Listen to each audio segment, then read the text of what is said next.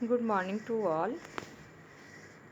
Today I am going to start inorganic chemistry. The topic is atomic structure.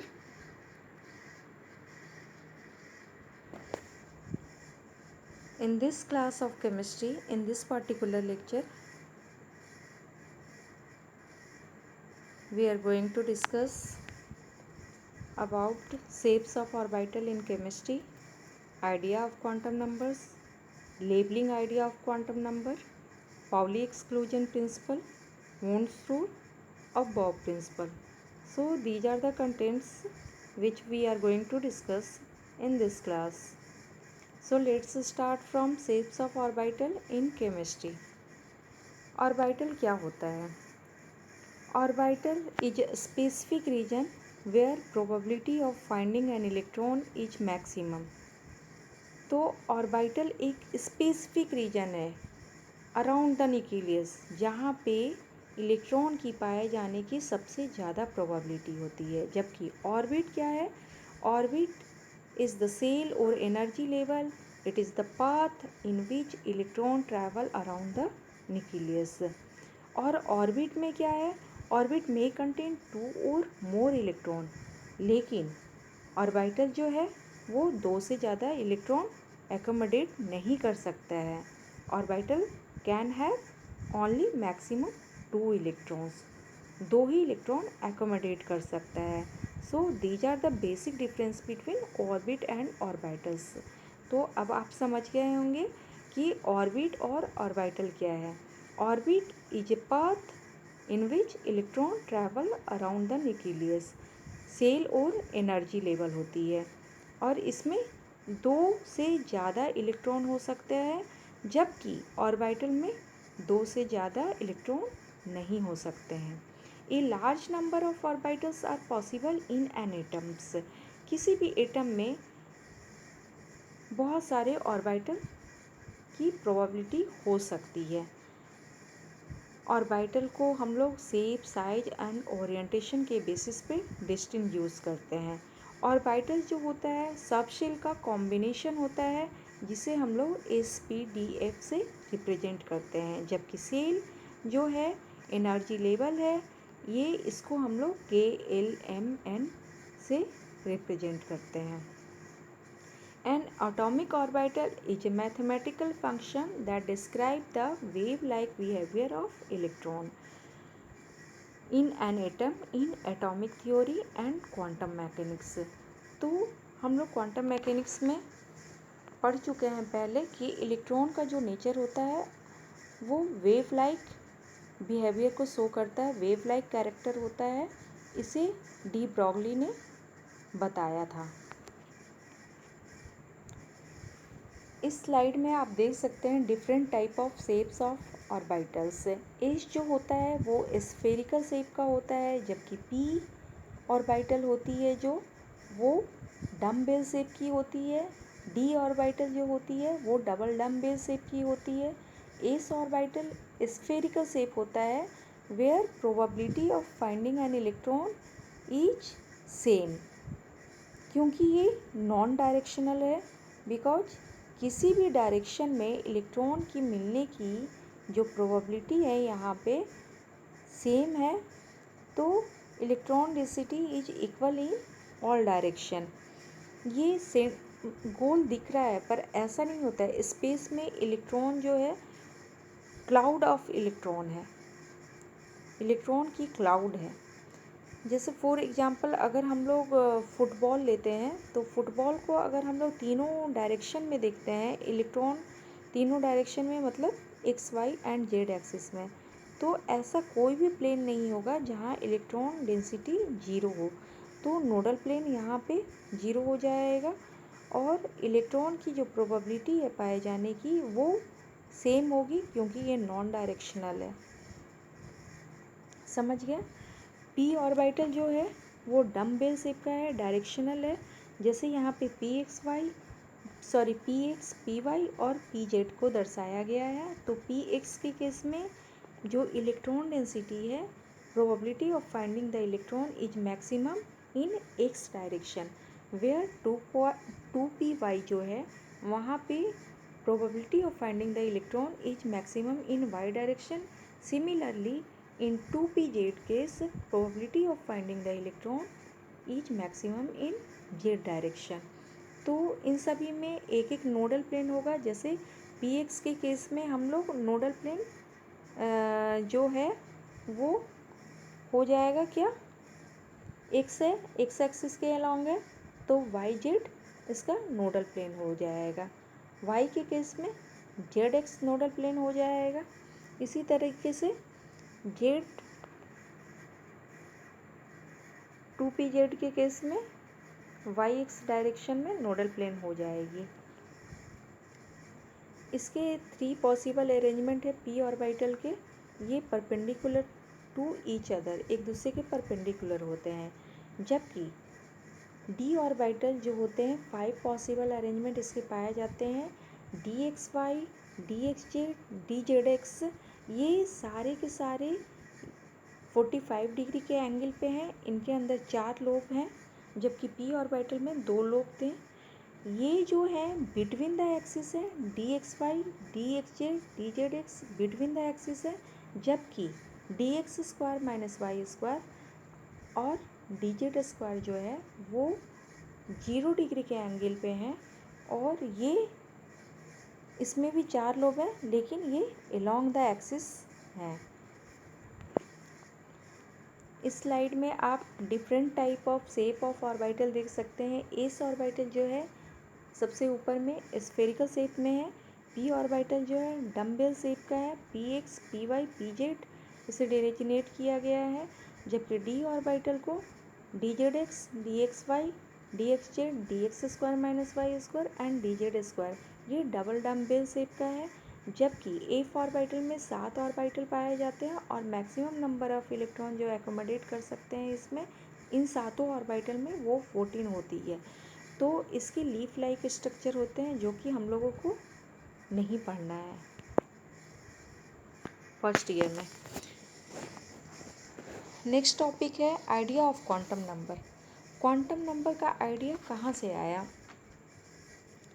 Quantum number को हम लोग किस लिए इस्तेमाल करते हैं, इसकी रिक्वायरमेंट क्या है? These are the numbers required to locate the electron in an atom. ये नंबर्स हैं जो कि एटम के अंदर इलेक्ट्रॉन होते हैं उसको लोकेट करने के लिए, उसको डेजिनेट करने के लिए कुछ नंबर दिए गए हैं. इसी को क्वांटम नंबर कहते हैं, जिसे इलेक्ट्रॉन को डेजिनेट करने के लिए दिया गया होता है. जैसे एक एग्जांपल से हम लोग समझ सकते हैं कि एक हॉस्टल है, जैसे बड़ी बिल्डिंग है हॉस्टल की, उसमें कई फ्लोर हैं. उस फ्लोर में कई सारे रूम हैं और उस रूम के अंदर स्टूडेंट्स रह रहे होते हैं.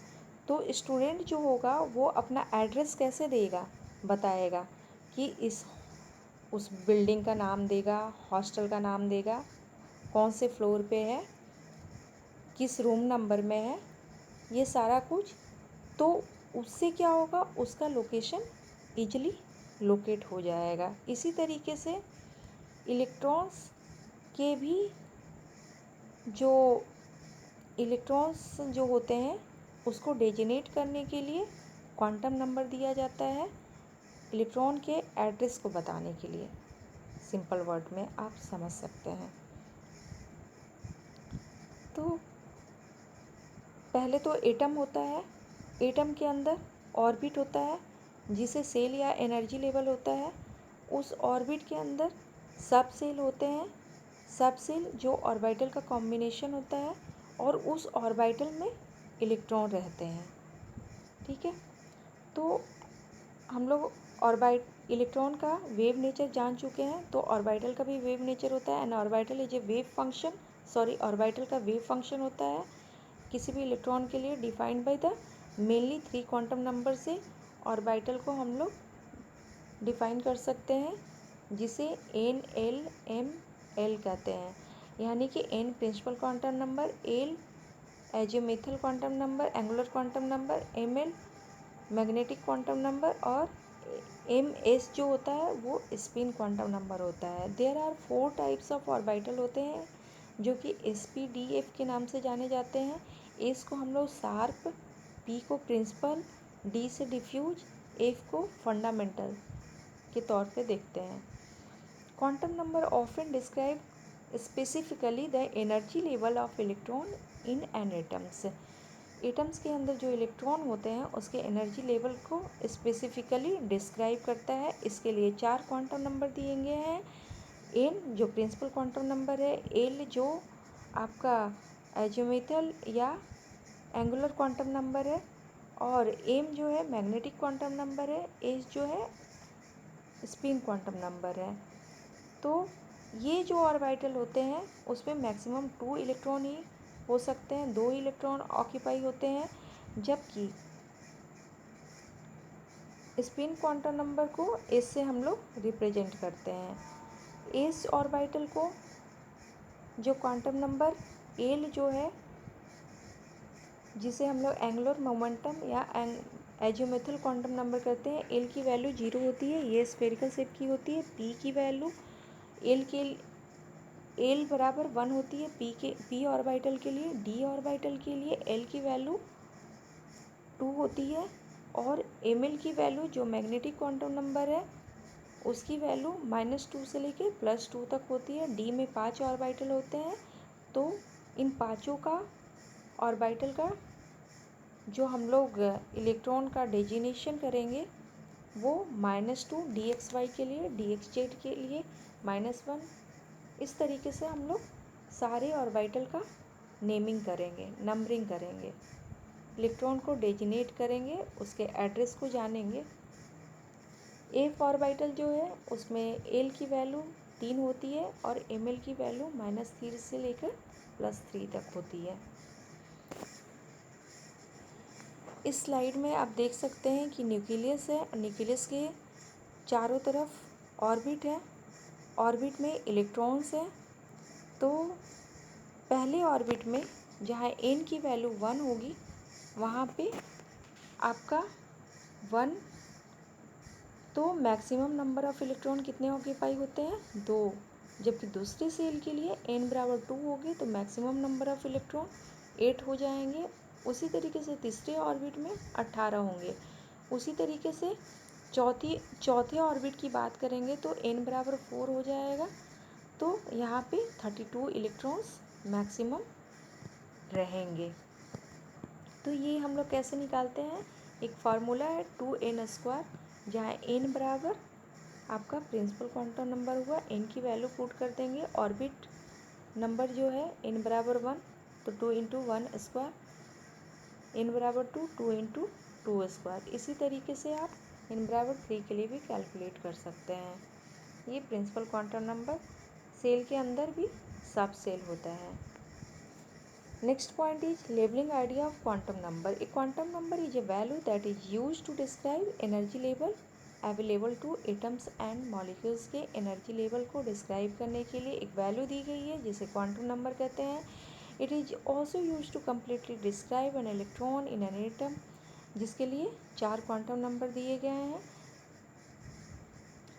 अब क्वांटम नंबर का महत्व क्या है, सिग्निफिकेंस क्या है? It is use to describe और determine the electronic configuration of an atom. Atom के इलेक्ट्रॉनिक कन्फिग्रेशन को दिखाने के लिए, एंड एटम्स के जो इलेक्ट्रॉन होते हैं उनके प्रोबेबल लोकेशन को बताने के लिए क्वांटम नंबर का इस्तेमाल किया जाता है।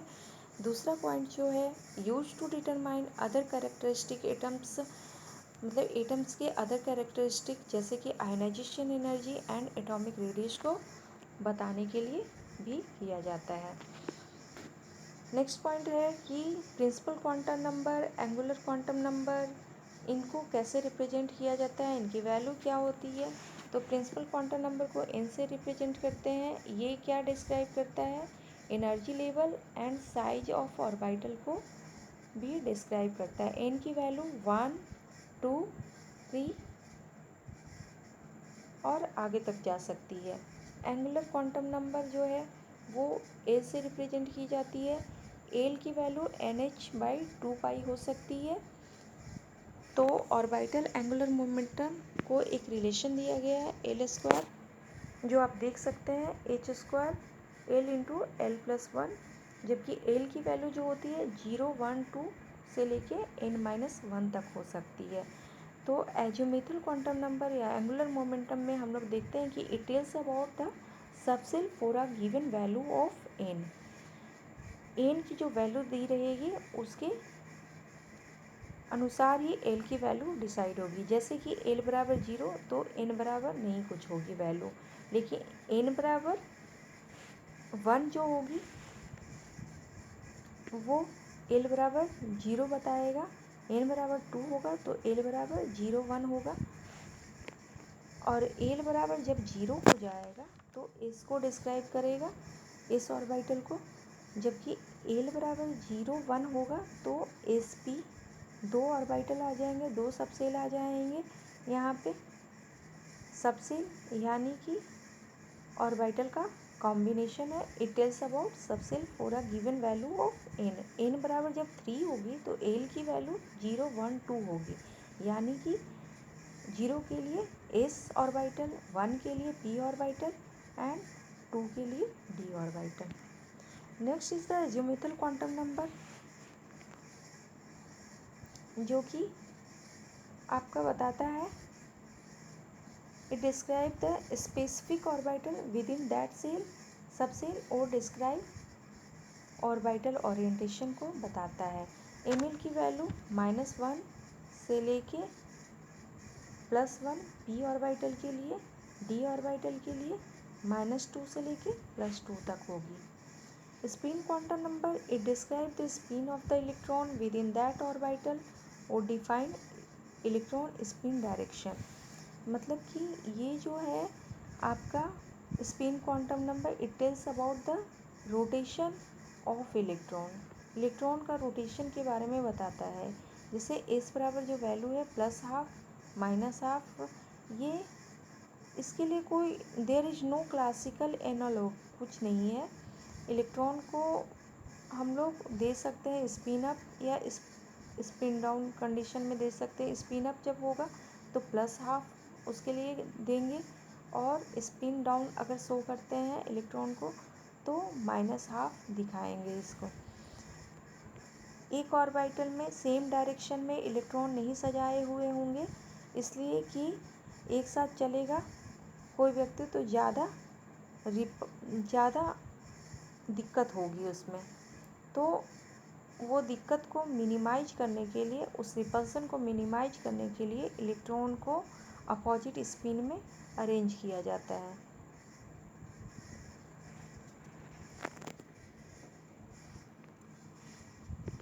तो अब आप समझ गए मैग्नेटिक क्वांटम नंबर जो होता है वो आपका about orientation of the orbital के बारे में बताता है, ऑर्बिटल के ओरिएंटेशन के बारे में। जैसे कि पी सबसेल हो गए, तो पी सबसेल जो होते हैं 3 ऑर्बिटल होते हैं इसमें, तीनों का स्पेसिफिक नाम होगा P X, P Y, P Z. इसी तरीके से डी ऑर्बिटल में 5 ऑर्बिटल हो गए, तो D X Y, D X Z, D Z X, D X square minus Y square and D Z square. इसका वैल्यू ऑफ एम जो है वो डिपेंड करेगा एल पे, ठीक है।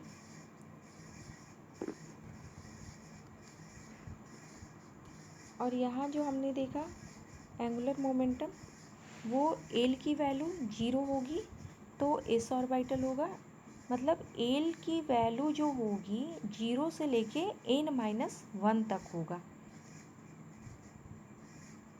n बराबर 1 होगा तो एल बराबर 0 होगा, n बराबर 2 होगा तो एल बराबर 0, 1 होगा।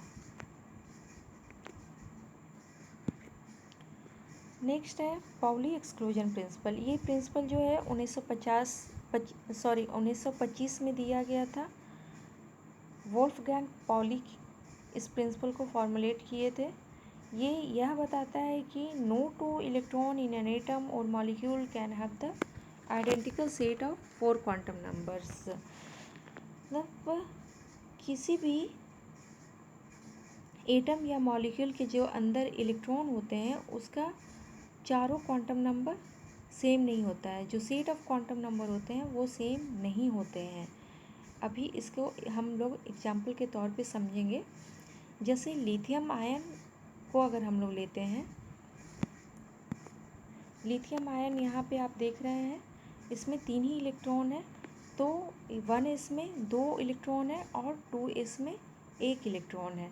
तो n की वैल्यू जो होगी उन दोनों इलेक्ट्रॉन के लिए जो कि 1s ऑर्बिटल में है, n की वैल्यू 1 होगी और दूसरे इलेक्ट्रॉन के लिए भी 1 ही होगी। जबकि तीसरा जो इलेक्ट्रॉन है 2s ऑर्बिटल में, उसके लिए n की वैल्यू 2 होगी। जबकि al की वैल्यू अगर हम लोग लेते हैं तो 1s और 2s के लिए 0 होती है। s की ऑर्बिटल की जो वैल्यू है al की वो फिक्स्ड है, सभी के लिए 0 ही होगी। जबकि m की वैल्यू भी 0 ही होगी। m की वैल्यू जो है वो l की वैल्यू पे डिपेंड करती है, ठीक है। Value of M depend on L, क्योंकि ये क्या बताता है, ओरिएंटेशन, ऑर्बिटल के ओरिएंटेशन के बारे में बताता है। अब एस की वैल्यू जो है वो पहले इलेक्ट्रॉन के लिए +½ होगा, जबकि दूसरा इलेक्ट्रॉन जो है इसमें आप देख रहे हैं स्पिन डाउन, मतलब कि अपोजिट डायरेक्शन में है, तो -½ हो जाएगी। और तीसरा जो इलेक्ट्रॉन है वो सेम डायरेक्शन में है, मतलब कि सीधा है, तो उसके लिए +½ हो जाएगी। तो कहने का मतलब है कि no two electrons have no two electron in an atom और molecule can have the identical set of 4 quantum number. और ये दूसरा प्रिंसिपल इसका क्या बताता है कि एन ऑर्बिटल जो है can contain a maximum of only 2 electron he accommodate कर सकते हैं। एक ऑर्बिटल में 2 ही इलेक्ट्रॉन रह सकते हैं। Maximum number of electron in an orbital are 2 with opposite spin. ठीक है, क्लियर है। इसको हम लोग एग्जाम्पल से भी समझ गए। अपोजिट स्पिन होनी चाहिए, सेम नहीं होनी चाहिए। एक तो रिपल्सन को भी मिनिमाइज करता है ना। एप्लीकेशन ये सोली इलेक्ट्रॉन पे अप्लाई की जाती है। It helps to explain a wide variety of physical phenomena को डिस्क्राइब करने के लिए इस पॉली एक्सक्लूजन प्रिंसिपल का इस्तेमाल किया जाता है। और it also helps to explain a variety of chemical elements and their chemical combination. Next point है हून्स रूल। हून्स रूल क्या बताता है, every orbital in a subshell is singly occupied with 1 electron before any one orbital is doubly occupied. इनका कहना है कि जब भी हम लोग सब सेल और ऑर्बिटल को फिलअप करते हैं तो फिल करने के दौरान हम लोग पहले ऑर्बिटल को सिंगली फिल करेंगे, देन अगर इलेक्ट्रॉन बचती है तो हम लोग उसको फिर से स्टार्टिंग से फिल करते हैं, पेयरिंग करवाते हैं। तो कहने का मतलब है कि while filling electrons in an orbital और ए सेल डीजेनरेट ऑर्बिटल्स जो कि इक्वल एनर्जी की होती है, तो यहाँ पे pairing of electron won't take place unless each orbital contains 1 unpaired electron. सभी ऑर्बिटल में पहले सिंगल इलेक्ट्रॉन भरेंगे, तब जाकर इलेक्ट्रॉन बचता है तो हम लोग पेयरिंग करवाएंगे। ठीक है, ये प्रिंसिपल जो है हून्स रूल इन 1927 में दिया गया था। कई सारे रूल इन्होंने दिया था। It is also use to determine the term symbol, जो कि हम लोगों को बीएससी पार्ट 1 में नहीं पढ़ना है, that correspond to the ground state of a multi electron atom. ये टर्म सिंबल निकालने में भी मदद करता है। इसमें आप देख सकते हैं कि लिथियम के केस में पाउली एक्सक्लूजन प्रिंसिपल फॉलो हो रही है। थर्ड इलेक्ट्रॉन जो लिथियम का है is not allowed in the 1s orbital, क्योंकि पाउली एक्सक्लूजन इसलिए क्योंकि एक ऑर्बिटल में मैक्सिमम नंबर ऑफ 2 इलेक्ट्रॉन रह सकते हैं, 2 ही इलेक्ट्रॉन एकोमोडेट कर सकते हैं। तो ये पाउली एक्सक्लूजन प्रिंसिपल को फॉलो कर रहा है। दूसरा हून्स रूल को भी फॉलो कर रहा है। आप ये इसमें देखिए, बोरोन के केस में 5 इलेक्ट्रॉन है, तो पहले सिंगली भरते हैं 1s 2s, फिर 2p ऑर्बिटल में भरते हैं। 1s ऑर्बिटल में जब इलेक्ट्रॉन पेयर हो जाता है 2s ऑर्बिटल को भरते हैं। 2s ऑर्बिटल में भरने के बाद फिर 2p ऑर्बिटल में 5वां इलेक्ट्रॉन भरते हैं। वही कार्बन के केस में देखिए उसी तरीके से हम लोग प्रोग्रेसिवली फिल कर रहे हैं, जबकि यहाँ आप देखिए 1s ऑर्बिटल भरने के बाद 2s ऑर्बिटल भर गया। अब 2 इलेक्ट्रॉन बचे हैं, तो पहले सिंगली भरेंगे सारे ऑर्बिटल में, सारे रूम को हम लोग सिंगल भर देंगे। रूम यानी कि ऑर्बिटल, यहाँ पे रूम के अंदर स्टूडेंट है, तो पहले अगर रूम खाली पड़ा हुआ है तो सब में सिंगल सिंगल भरेंगे। फिर उसके बाद अगर हमारा इलेक्ट्रॉन बचता है तो हम लोग उसको उस ऑर्बिटल में फिल करेंगे। तो यहाँ पे 2 इलेक्ट्रॉन है, तो 2px में ना भर के हम लोग 2py में दूसरे इलेक्ट्रॉन को सिंगली फिल कर रहे हैं, देन पेयरिंग होगी। नाइट्रोजन के केस में भी 2pz में इलेक्ट्रॉन फिलअप हो जाएगा। ये कुछ रूल्स दिए गए हुन्स रूल का। For a given electronic configuration the term with maximum multiplicity has the lowest energy. Multiplicity is equal to 2s+1, जहाँ s की वैल्यू जो है टोटल स्पिन एंगुलर मोमेंटम होता है इलेक्ट्रॉन्स के लिए। The multiplicity is also equal to the number of unpaired electron +1। अच्छा, एक और चीज़ है Hund's rule of maximum multiplicity, ये भी बताता है कि जो इलेक्ट्रॉन फिल करते हैं हम लोग, जैसे कार्बन के केस में आप देखिए इलेक्ट्रॉन जो है हम लोग भरे हैं 1s तो फिल हो चुका है, 2s भी भर चुका है। 2p ऑर्बिटल में अगर हम लोग 2px को भरने के बाद 2py में भर रहे हैं तो +12 1 होगा मैक्सिमम मल्टीप्लिसिटी। जबकि अगर हम लोग इन अदर केस में अगर हम लोग देखते हैं 2p के केस में ही 2px में ही दोनों इलेक्ट्रॉन भर देते हैं, तो वो क्या होगा, हुन्स रूल का वायलेशन होगा। और दूसरा मैक्सिमम मल्टीप्लिसिटी फॉलो नहीं करेगी, +12 और -12 तो कैंसिल हो जाएगी, मैक्सिमम मल्टीप्लिसिटी को फॉलो नहीं करेगी। अब है अबव प्रिंसिपल। अबव प्रिंसिपल इन्होंने एक अबव रूल दिया जिसका मतलब होता है बिल्टअप, बनाना, किसी चीज़ को बनाना।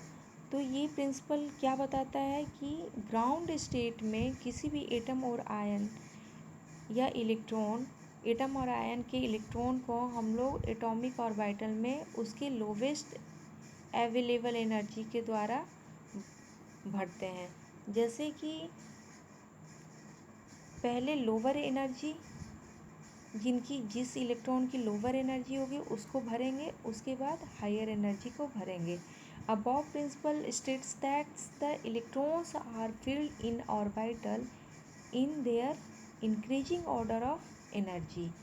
जैसे लोअर एनर्जी वाले पहले भरे जाएंगे, जो ऑर्बिटल की लोअर एनर्जी होगी उसमें इलेक्ट्रॉन को पहले भरेंगे, उसके बाद हायर एनर्जी वाले ऑर्बिटल को भरेंगे।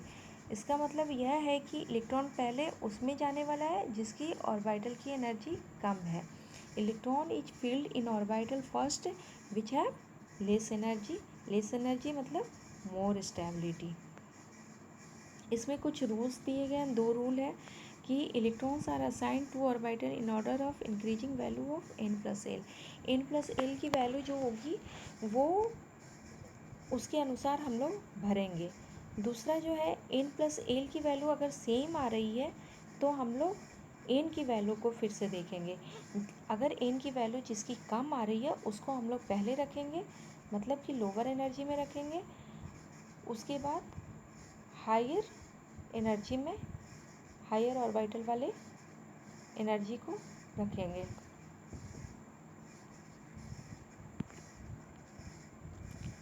जैसे एक एग्जाम्पल के तौर पे हम लोग देख सकते हैं आगे, यहाँ देखिए इलेक्ट्रॉन्स को order of filling of orbitals में किस तरीके से इलेक्ट्रॉन फिलिंग को हम लोग इलेक्ट्रॉन फिलिंग करते हैं ऑर्बिटल्स के अंदर। पहले 1s देन 2s, फिर 2p ऑर्बिटल को भरेंगे, फिर 3s ऑर्बिटल को, फिर then 3p orbital, 4s, 3d, then 4p, 5s, 4d, 5p, 6s, 5d, 6p, 7s, 5f, 6d, 7p। इस क्रम में हम लोग इलेक्ट्रॉन को उनके लोअर एनर्जी के अनुसार भरते हैं। यहाँ पे देखिए arrangement of orbital with increasing n plus L value. n plus L की वैल्यू के अनुसार भरते हैं। n प्लस एल की वैल्यू जिसकी कम होगी उसको भरेंगे। अगर n प्लस एल की वैल्यू सेम आ जा रही है तो जिसकी n की वैल्यू कम होगी उसको हम लोग पहले भरेंगे और जिसकी ज़्यादा आएगी उसको हम लोग बाद में भरेंगे। तो 1s ऑर्बिटल के लिए तो सेम ठीक है। यहाँ पे डिफरेंस कहाँ आ रहा है, 2p और 3s के केस में। 2p और 3s के केस में n प्लस एल की वैल्यू जो है सेम ही आ रही है। तो हम लोग सबसे पहले 2p को भरेंगे क्योंकि 2 जो है प्रिंसिपल क्वांटम नंबर n बराबर 2 ये लोअर वैल्यू है एज कम्पेयर टू 3s। इसी तरीके से 3p और 4s के केस में 3p दोनों की जो वैल्यू है n प्लस एल की सेम आ रही है, लेकिन प्रिंसिपल क्वांटम नंबर n बराबर 3 जो है 3p के लिए, इसलिए इसकी लोअर एनर्जी होगी एज कम्पेयर टू 3d। इसी तरीके से आगे भी हम लोग देख सकते हैं। एक्सेप्शन कुछ है अबव प्रिंसिपल के। According to Aufbau principle these electrons should always fill shells and subshell according to increasing energy level. जो एक्सेप्शन है वो क्रोमियम और कॉपर के केस में अराइज होता है। Elements such as copper and chromium are exception because their electron field and a half filled to subcell with some electron in the higher energy level cells। तो chromium के case में 4s2 3d4 configuration होगा। तो 4s2 में आप देखिए 2 electron है तो एक्स्ट्रा स्टेबिलिटी को गेन करने के लिए एक इलेक्ट्रॉन s ऑर्बिटल से d ऑर्बिटल में चला जाएगा। ठीक है, d ऑर्बिटल अब क्या है, हाफ फिल्ड हो गया, मैक्सिमम स्टेबिलिटी को गेन कर लिया। और दूसरा जो है 4s ऑर्बिटल जो है वो भी हाफ फील्ड को गेन कर लिया। और दूसरा कि इलेक्ट्रॉन रिपल्सन जो है वो भी मिनिमाइज हो गया। तो इलेक्ट्रॉन को हम लोग उसके बढ़ते हुए एनर्जी के क्रम में हम लोग सजाएंगे। Electrons are filled in orbital in their increasing order of their energy. 1s को पहले भरेंगे, 2s 2p, 3s 3p, 4s 3d 4p, 5s 4d 5p, 6s 4f 5d 6p, 7s को सबसे लास्ट में भरेंगे। A above principle electrons are added to orbitals and as protons are added to an atom. Above principle is used to determine how electron organize into cells and subcell around the atomic nucleus. Atomic nucleus के चारों तरफ जो cell और subshell होते हैं उसमें जो electron होते हैं उसको कैसे ऑर्गेनाइज किया जाए इसको डिटरमाइन करने में अबव प्रिंसिपल मदद करती है। Electron go into subshell having the lowest possible energy. Electron उसी ऑर्बिटल में पहले जाता है जिसकी लोअर एनर्जी होती है। और फील करते वक्त अबव प्रिंसिपल में पाउली एक्सक्लूजन प्रिंसिपल को फॉलो किया जाता है। मैक्सिमम 2 इलेक्ट्रॉन रख सकते हैं, ये पाउली एक्सक्लूजन प्रिंसिपल बताता है। जबकि इलेक्ट्रॉन को भरने के क्रम में हर्ट्ज रूल को भी फॉलो किया जाता है, जो बताता है यह कि पेयरिंग ऑफ इलेक्ट्रॉन नहीं लेगा। Pairing of electron doesn't take place unless each orbital is singly filled. जब तक कि प्रत्येक ऑर्बिटल को सिंगली फिल्ड नहीं कर दिया जाता है तब तक पेयरिंग पॉसिबल नहीं है। These are the question which you have to solve. It's very simple, you can solve it easily. तो पहला क्वेश्चन जो है, what is the total number of orbital associated, sorry B छूट गया है यहाँ पे। What is the total number of orbital associated with the principal quantum number? Principal quantum number जब 2 होगी तो कितने टोटल नंबर ऑफ ऑर्बिटल्स होंगे। तो एल की वैल्यू जो है वो किस पे डिपेंड करती है, एन पे। तो एल बराबर एन बराबर जो है आप निकाल लेंगे, एन बराबर 2 है तो एल बराबर आप आसानी से निकाल लेंगे कितने होंगे, कितने होंगे। एल बराबर 0 है तो सॉरी एन बराबर 1 है तो एल बराबर 0 होगा। तो एल बराबर 0 से n-1 तक वैल्यू रखी जाती है। यहाँ n बराबर 2 है तो एल की वैल्यू जो हो जाएगी 0 1 हो जाएगी। तो 0 के लिए s और 1 के लिए p हो जाएगी। इसी तरीके से n बराबर 3 है तो एल की वैल्यू 0 1 2 होगी। 0 यानी कि s, 1 यानी कि p एंड 2 यानी कि d। दूसरा क्वेश्चन जो है using SPDF notation describe the orbital. n बराबर 4 और l बराबर 2। l बराबर 2 जो फिक्स्ड वैल्यू है ये d ऑर्बिटल के लिए होती है और n बराबर 4। तो आप ऑर्बिटल को डिस्क्राइब कर सकते हैं इससे। वेरी सिंपल है, आप सोल्व कर सकते हैं इनको आसानी से। तो आज के लिए बस इतना ही। Stay home and stay safe. We will discuss more in the next class.